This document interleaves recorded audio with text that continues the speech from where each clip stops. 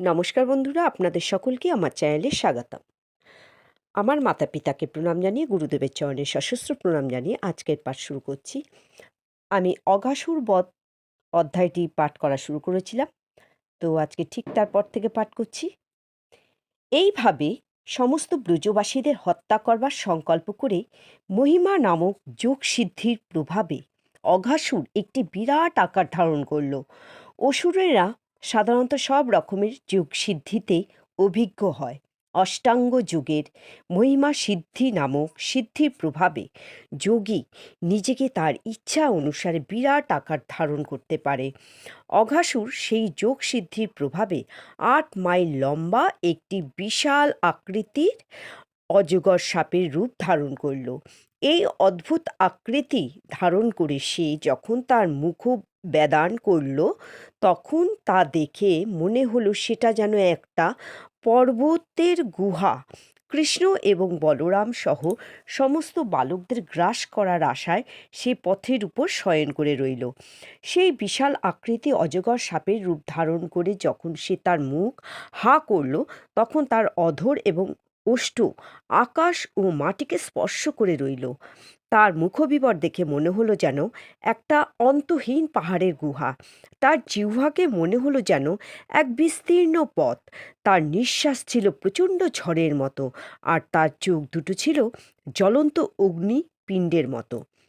প্রথমে বালকেরা মনে করল যে সেটা একটা মূর্তি, কিন্তু একটু পরীক্ষা করে দেখার পর তাদের মনে হলো যে সেটা মুখ হাঁ করে রাস্তার উপর পড়ে থাকা একটা বিশাল সাপের মতো।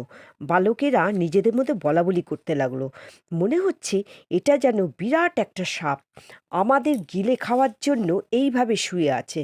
দেখো, আমাদের খাওয়ার জন্য ও কেমন মুখটা হাঁ করে আছে। তাদের মধ্যে একজন বলল, হ্যাঁ, তুমি যা বলছো তা ঠিক। ওর ওষ্ঠটা যেন সূর্য কিরণে রঞ্জিত মেঘমণ্ডলের মতো, আর এর অধর ভূমিতে প্রতিবিম্বিত রক্তিম আভাযুক্ত সূর্যরশ্মির মতো। এর মুখের ডান এবং বাঁ দিকটা দেখো। এর মুখটা দেখে মনে হচ্ছে যেন একটা বিরাট পাহাড়ের গুহা, যার উচ্চতা মাপা যায় না। এর তীক্ষ্ণ দাঁতগুলো পাহাড়ের চূড়ার মতো।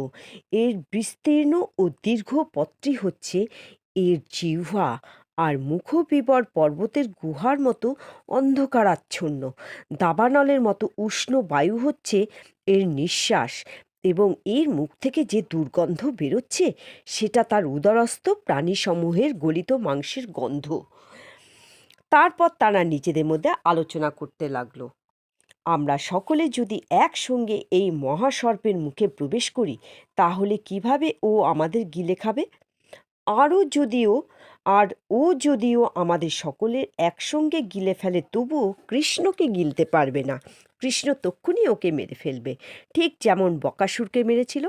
এইভাবে কথা বলতে বলতে তারা কৃষ্ণের পদ্মসম অপূর্ব মাধুর্যমণ্ডিত মুখ দর্শন করে উচ্চহাস্য করতে করতে এবং হাততালি দিতে দিতে সেই বিশাল অজগরের মুখে প্রবেশ করতে লাগলো। এদিকে কৃষ্ণ, যিনি পরমাত্মারূপে সকলেরই হৃদয়ে বিরাজমান, বুঝতে পারলেন যে এই বিরাট শিলারূপী শরীরটি একটি অসুর। তখন তিনি পরিকল্পনা করতে লাগলেন কিভাবে তিনি তার অন্তরঙ্গ বন্ধুদের রক্ষা করবেন। গো এবং গোবৎস সহ সমস্ত বালককে তখন সেই বিরাট আকৃতি অজগরের মুখে প্রবেশ করেছে, কিন্তু কৃষ্ণ তখনও প্রবেশ করেনি। অসুরটি কৃষ্ণের প্রবেশ করার প্রতীক্ষা করতে লাগলো, এবং সে ভাবতে লাগলো, কৃষ্ণ ছাড়া আর সবাই প্রবেশ করেছে।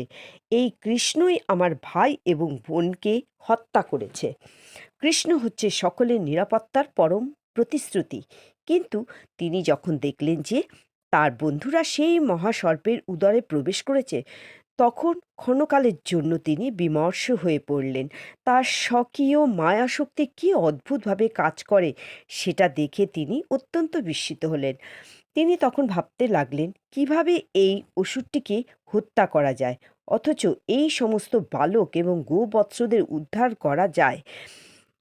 যদিও কৃষ্ণের উদ্বিগ্ন হওয়ার কোনো কারণ নেই, তবু তিনি এমনভাবে ভাবতে লাগলেন। অবশেষে তিনি উপায় স্থির করলেন, সেই অসুরের মুখে প্রবেশ করলেন। এইভাবে কৃষ্ণকে প্রবেশ করতে দেখে মেঘের অন্তরালে অবস্থিত দেবতারা ভয়ে হাহাকার করে উঠলেন এবং সেই সময় কংস আদি রক্তমাংসভুক্ত রাক্ষসেরা অত্যন্ত আনন্দিত হয়েছিল। অসুরটি যখন কৃষ্ণ এবং তার সাথীদের পিষে ফেলবার চেষ্টা করছিল, কৃষ্ণ তখন দেবতাদের হাহাকার শুনতে পেলেন এবং তৎক্ষণাৎ তিনি সেই অসুরের গলদেশে নিজেকে বর্ধিত করতে লাগলেন। যদিও এই অসুরটি একটি বিরাট শরীর ধারণ করেছিল, কিন্তু তবুও কৃষ্ণের বর্ধিত হওয়ার ফলে তার কণ্ঠ রুদ্ধ হয়ে শ্বাস বন্ধ হয়ে গেল এবং চোখ দুটো ঠিকরে বেরিয়ে পড়ল। তার প্রাণবায়ু কোন দিক দিয়ে বেরোবার পথ না পেয়ে তার ব্রহ্মরন্ধ্র ভেদ করে বেরিয়ে গেল। এইভাবে সেই অসুরটির মৃত্যু হলো। কৃষ্ণ তখন তার বন্ধুদের এবং গোবৎসদের প্রতি তার করুণা ঘন দৃষ্টিপাত করে তাদের চেতনা ফিরিয়ে আনলেন এবং সেই অসুরের মুখ থেকে বেরিয়ে এলেন। কৃষ্ণ যখন অঘাসুরের মুখে ছিলেন, তখন সেই আশার প্রতীক্ষায় আকাশে অবস্থান করছিল এবং কৃষ্ণ যখন বেরিয়ে এলেন, তখন দেবতাদের সামনে সেই জ্যোতি কৃষ্ণের দেহে লীন হয়ে গেল। তো বন্ধুরা, আজকে এই পর্যন্ত। পরের দিন আবার ঠিক পরের থেকে পাঠ করব। আজকের মতো পাঠকে এখানেই বিরাম দিলাম। নমস্কার।